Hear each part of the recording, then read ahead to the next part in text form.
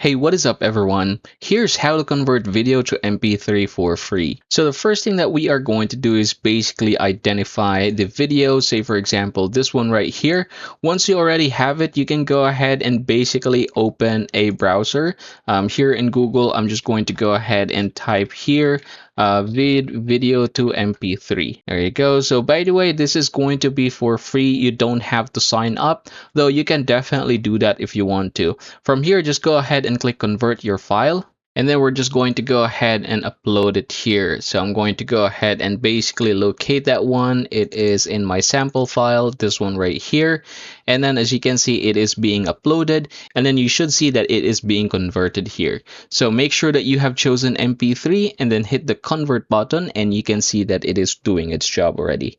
All right, go ahead and download the file once it's done, and you can go ahead and save it at a specified folder. So I'm going to save it there. And then if we are going to click here, you should be able to see that we have our original file, and then beside it is our MP3 file. And that, everybody, is how you are going to convert video to MP3 for free.